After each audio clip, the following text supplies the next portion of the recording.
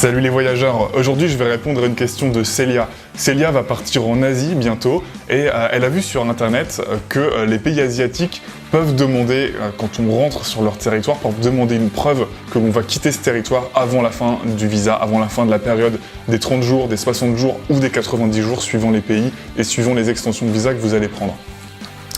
Ce qu'il faut comprendre, c'est que effectivement ces pays-là, les pays comme la Thaïlande notamment, peuvent légalement demander une preuve que vous allez quitter leur territoire. Ce qu'ils veulent en fait, c'est simplement s'assurer de limiter l'installation d'étrangers sur leur territoire.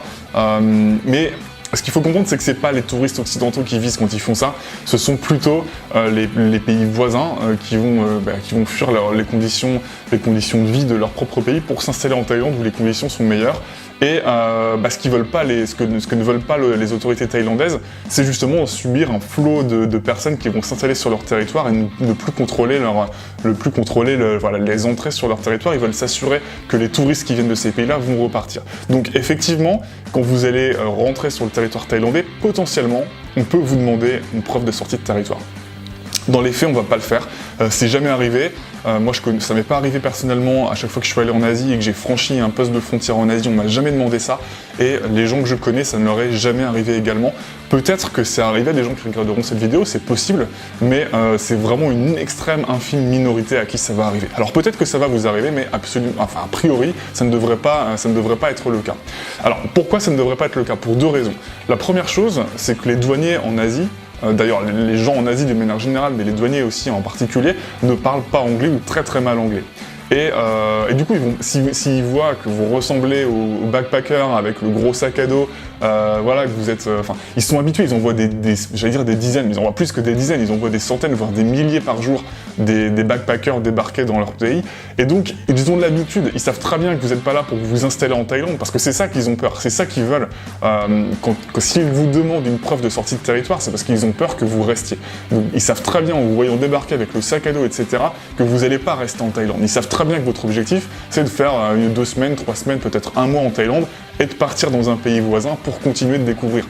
Donc si jamais, ils ne vont pas vous poser la question, mais si jamais ils vous posent la question, voilà ce que vous allez dire. Vous dites simplement, j'ai pas de billet retour pour l'instant, je suis en train de faire un tour du monde, je suis en train de faire un tour d'Asie, je compte rester 15 jours, 3 semaines en Thaïlande. Alors évidemment, faut que la réponse, faut que ce que vous allez dire, ça soit inférieur à la durée du visa. Si vous dites, j'ai un visa d'1 mois, mais je compte rester 6 mois en Thaïlande, ça va pas passer. Mais dites simplement, voilà, je reste 15 jours en Thaïlande, ensuite je vais au Cambodge, ensuite je vais au Vietnam, au Laos, je ne sais où, et ça se passera très très bien.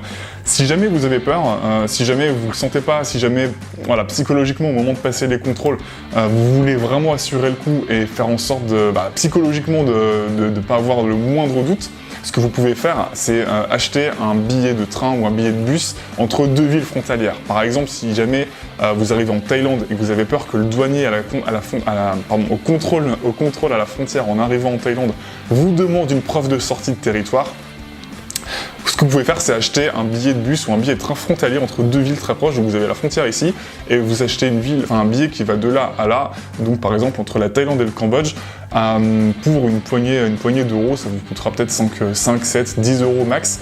Et quitte à ne pas l'utiliser ensuite, mais simplement pour prouver que voilà, dans les 30 jours qui vont suivre votre arrivée sur le territoire, vous avez une preuve tangible que vous allez quitter le territoire. Le douanier ne va pas les vérifier au bout de 28 ou 29 jours si vous avez effectivement quitté le territoire via ce bus-là ou via ce train-là, mais simplement si jamais il vous pose la question pour dire voilà, j'ai ce machin-là, pas d'inquiétude, je reste pas en Thaïlande, je vais ailleurs après. Mais ça n'arrivera pas, la question ne se posera pas pour l'immense majorité d'entre vous, pour les 2 raisons que j'ai évoquées.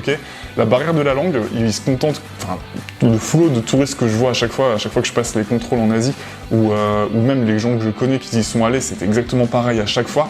Ce qui se passe, c'est que vous ouvrez votre passeport, ils vérifient la photo, ils foutent un coup de tampon et vous passez et basta quoi. Vraiment, ça prend même pas 1 minute, alors que dans certains autres pays occidentaux, notamment par exemple les États-Unis, là c'est une autre paire de manches pour franchir la frontière américaine.